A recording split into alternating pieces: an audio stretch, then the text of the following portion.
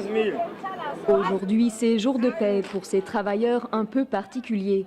Tous sont d'anciens combattants de groupes armés, Seleka ou anti-Balaka. Chaque jour, ils effectuent des travaux d'intérêt général comme le nettoyage d'écoles ou d'hôpitaux pour un salaire hebdomadaire de 15 000 francs centrafricains, soit 23 €. Il y a trop de poussière, monsieur. Faites ça doucement là. Mes frères qui sont avec leurs armes chez eux et pour aller assassiner avec leurs frères centrafricains, j'aime pas ça. Et c'est pour cela que je suis obligé d'aller de renseigner d'autres chefs hiérarchiques et pour avoir un peu de gens qui sont obligés de venir déposer leurs armes. En contrepartie, ces anciens soldats ont dû livrer une arme à la force des Nations Unies. Les anti-Balaka possèdent surtout des armes artisanales, contrairement aux Seleka, beaucoup mieux armés, mais moins enclins à livrer autre chose que des fusils de chasse. À terme, pour accéder à des postes dans la police, la gendarmerie ou l'armée, tous devront s'être délestés d'une arme de guerre. Pour l'instant, la mesure est surtout symbolique.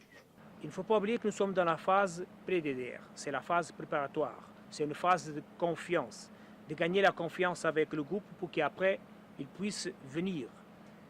Nous sommes en train de chercher à savoir qui est qui, avoir une base de données, si nous pouvons parler comme ça, une liste de combattants qui nous permettra de planifier les activités futures. Tous les groupes armés ne participent pas au programme et même parmi ceux qui ont accepté de déposer leurs armes, les attentes ne sont pas toujours en phase avec le programme prévu par les Nations Unies. Le modèle mis en place par l'équipe DDR présentement est un peu pas en adéquation avec notre culture. Il nous est difficile de nous demander d'aller nettoyer les rues. Ce n'est pas par avantardisme, mais culturellement parlant, ça ne correspond pas. Et même les méthodes d'élevage qu'ils veulent mettre en pratique, ce n'est pas aussi faisable chez nous. Dans quelques semaines, un nouveau gouvernement doit être élu pour remplacer l'autorité de transition. Ce n'est qu'à partir de ce moment-là qu'un processus de désarmement plus complet et approfondi pourrait être mis en place avec les groupes armés de Centrafrique.